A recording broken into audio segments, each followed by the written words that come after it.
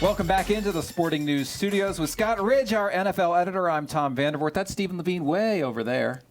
And let's talk a little bit about some of the injuries we've seen, specifically head injuries we've seen. And Michael Vick, a concussion now.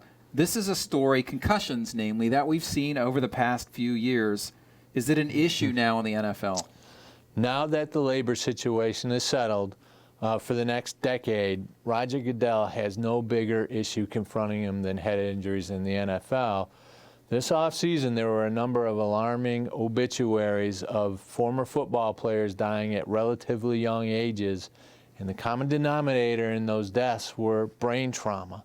So I don't know what the answers are. It's a complex issue. You can't change the rules so that it's unrecognizable as pro football, but it's a very violent sport, and serious injuries is an issue that expands. It's generational. So today's players have to set the table for future players because we're seeing past players dying way too young, frankly. Is the game being played differently now? Or is it more a function of these guys are bigger and stronger and faster, but the one part that isn't bigger, stronger, and faster is the head? Yeah, both reasons are true. Look at Cam Newton, 6'5", 248. That used to be defensive end size in the 70s and 80s, and he's a quarterback.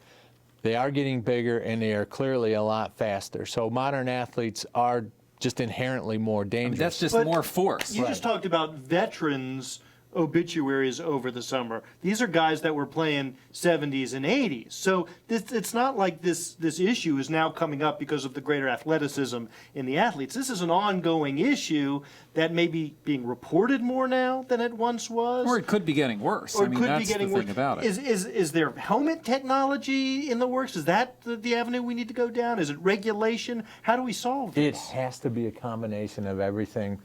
The most important thing is information, and I think you're right. Back in the 70s and before, the younger generation of football, there isn't a ton of data. You got to play through the pain, man, right? That was the philosophy. Oh, exactly, yeah. But I also think that there's a little bit of what I call ESPNization of the game, in that big hits are valued rather, instead of in place of technique. Did I make Sports Center? Exactly right. Did I blow the guy up? Right.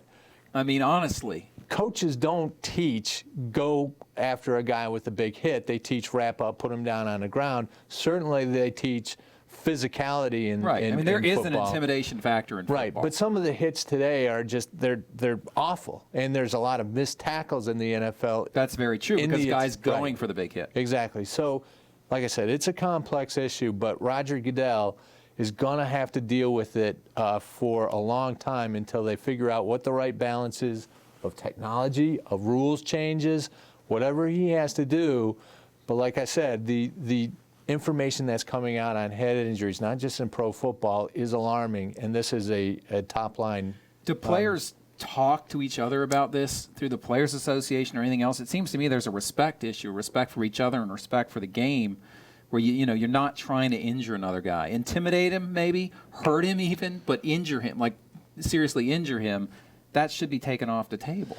Well, you would think so, but Dunta Robinson just showed the other night that it isn't translating to on-field conduct. He went head-hunting, and Jeremy Maclin happened to be the victim in this case. He was only fined $40,000, not suspended. In my mind, as a repeat offender, that was probably not a harsh enough penalty. If the NFL wants to truly get serious about this issue, they're going to have to make it hurt in the wallet for them to change behavior on the field. But doesn't Roger Goodell already face criticism from the players about meddling, about, look, man, I've been playing this game this way since I was a kid, and all of a sudden you're going and changing the rules on me? That's why he's the commissioner of the league, is he has to think big picture for the overall health of his game and his players. It does no good if the career span of an average NFL player is 1 or 2 years, especially if they're high-paid ones.